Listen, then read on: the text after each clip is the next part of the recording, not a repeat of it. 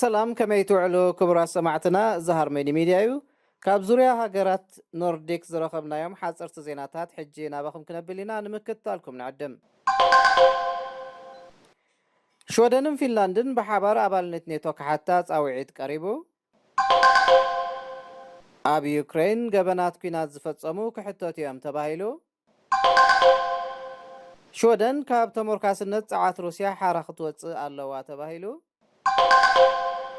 كمون منجست نروي ودباتو نمرخب روسيا كعصو مدب كم زلو تغليصون كالوتن زيناتات كلونا يم حجي نابلز زراتهم ወታደራዊ ኪዳን ሰሜን አትላንቲክ ኔቶ ዝመጾርሒ ሰነ ጉባኤው ኣብ ዘካይደሉ አጋጣሚ ሽወደን ምስ ፊንላንድ በሓባር በመዃን አባልነት ኔቶ ከሓታ ከም ዝግባእ መራሒ ሰልፊ ሞደራትና ኡልፍ ክሪስተርሰን ፀዊዑ ንሱ ኣብ ዩኒቨርሲቲ ምክልኻል ሽወደን ተረኺቡ ኣብ ዝሃቦ መደረ እዩ ነዚ ዝበለ ንሽወደን ዝመርሕ ዘሎ ሰልፊ ማሕበራዊ ዴሞክራሲ ሽወደን አባል ናይዚ ኪዳን ክትከውን የብላን ዝብል መርገጽ እኳ እንተጸንሖ روسيا ኣብ ልዕሊ ዩክሬን ዝፈጸመቶ ወራር ነዚ ጉዳይ ዳግማይ ንኽግምግሞ ይዝትየሉ ምህላው እዩ ዝግለጽ እዚ እናኾነ ትማል ሚኒስተር ጉዳያት ወፃኢ ሽወደን አንሊንድ ምስ ፊንላንዳዊ መሳርሕታ ፔካ ሃቬስቶ ከምኡን ዋና ጸሓፊ ኔቶ የንስ ስቶለንበርግ ብዛዕባ እዚ ጉዳይ ምዝታያ ሬድዮ ሽወደን ጸብጺባላ ኣብ ጎደና ቡቻ ዩክሬን ዝተረኽበ ስእሊ ዝወደቑ ሬሳታት ሲቪላውያን ኣብ ዓለም ከቢድ ስምባደ ድሕሪ ምፍጣሩ ሽወደንን ካልኦት ሃገራትን ኣብ ዩክሬን ዝፈጸም ዘሎ ገበናት ኩናት ክምርመር ዝብል ሓሳባት አንቂደን ምህላውን ሬድዮ ሽወደን ጸብጺባ እዚ እናኾነ ነዞም ከምዚ ዝበለ ዘስካሕክሕ ገበን ዝፈጸሙ ሰባት ናብ ፍርዲ ናይ ምቕራብ ተኽእሎታት ከመይ ዝበለዩ ዝብል ሕቶ ተላዒሉ ኣሎ ዳይረክተር ሕጋዊ ጉዳያት ናይቲ ኣብ ስቶክሆልም ዝመደብሩ ውድብ ኣህጉራዊ ሰብኣዊ መሰላት ሽቶፈር ነዚ ኣመልኪቱ ኣብ ዝሃቦ ሓበሬታ ከምዚ ዝበለ ንሰላማውያን ሰባት ኮነ ኢሉ ሸቶ ዝገብር ህልቂት ዝፈጸሙ ሰባት እንድሕር ኮይኖም ውዒሉ ሓዲሩ ኣብ ሕጊ ምቕራቦም ዘይተርፍ እዩ ኢሉ ንዝተፈጸመ ገበናት ምጽራይ ጥራይ ዘውኮነ ኣብ መሳልል እዚ ነዚ ኮነ ኢሎም ዝፈጸሙ ሰባት ምልላይ እውን ኣገዳሲ እዩ ዝበለ ሽቶፈር እዚ ንምግባር ድማ ነቲ ገበነኛ ብኣካል መሓዝ ከድሊ እዩ ኢሉ ኣሎ ኣህጉራዊ ማሕበረሰብ ጉዳይ ዩክሬን ኣዝዩ ዓብዪ ኣቓልቦ ሂቦ በምህላው እዚ ናይ ሕግን ፍትሕን ጉዳይ ተስፋ ዘለዎ እዩ ክብል ወሲኹ ገሊጹ ኣሎ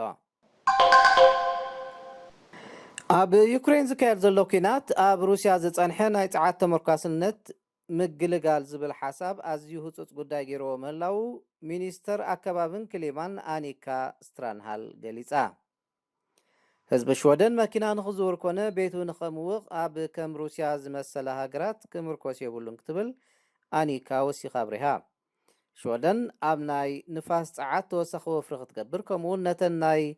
ንፋስ ጸዓት ክህነፅ ፍቓድ ዝህባ ምምሕዳራት ከተማ ምትብባዕ ክትህብ ብኡቢልካ እውን ኣብ ምህናፅ ተርባይናት ንፋስ ዘሎ ናይ ቆንስላት ድምፂ ቬቶ ናይ ምቕያር መደብ ከም ዘለዎ መንግስቲ ገሊጹ ኣሎ ከም ኣካል ናይቲ ኣብ ልዕሊ ሩስያ ዝግበር ዘሎ እገዳታት ኣውሮፓዊ ሕብረት ኣባል ሃገራቱ ንመራኸብ ሩስያ ወደባተን ክዓፅዋ እማመ ምቕራቡ ዝፍለጥ እዩ መንግስቲ ኖርዌይ ነዚ እማመ የጽንዖ ምህላው ገሊጹ ኣሎ ብሰሉስ ኮሚሽን ኣውሮጳ ንሩስያ ሸቶ ዝገብር ሓሙሻይ ፓኬጅ እገዳታት ምውፁእ ዝፍለጥ ኮይኑ እዚ ፓኬጅ ኣባል ሃገራት ኣውሮፓዊ ሕብረት ንመራኸብ ሩስያ ወደባተን ክዓፅዋ ዝጽውዕ እዩ እዚ እማመ ብኩለን ሃገራት እቲ ሕብረት ክሓልፍ ከም ዝግባእ ዝገለጸ ጸብጻብ ኖርዌይ ቱደይ መንግስቲ ኖርዌይ እውን ነዚ የጽንዖ ምህላው ሚኒስተር ንግድን ኢንዱስትሪን ነቲ ሃገር ንማዕከን ዜና ኤንቲቪ ዝሃቦ ቃል ብምጥቃስ ጸብጺባላ ኖርዌይ ምስ ካልኦት ኣባል ሃገራት ኣውሮፓዊ ሕብረት ብምዃን ኣብ ልዕሊ ሩስያ ጽንክር ዝበሉን ውፅኢታውያንን እገዳታት ክትጽዓን ትደልያ እዚ ፓኬጅ እገዳታት ንምትግባር እውን ድልዋት ኢና እዚ እማመ ዝውስኽ ወይ ዝመሓሽ ነገር እንተለዎ ድሕሪ ምጽናዕ እዚ ኣካል ሕጊ ኖርዌይ ክኸውን ንሰርሓሉና ክብል ሚኒስተር ሃብቲ ዓሳን ማያዊ ኣከባብን ቢዮርናን ስኬራን ሓቢሩ ኣሎ ኣብ መወዳእታ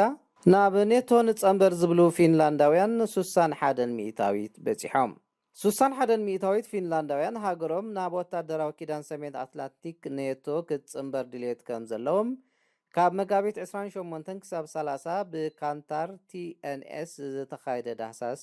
ሄልሲንግን ሳኖማት ሓቢሩ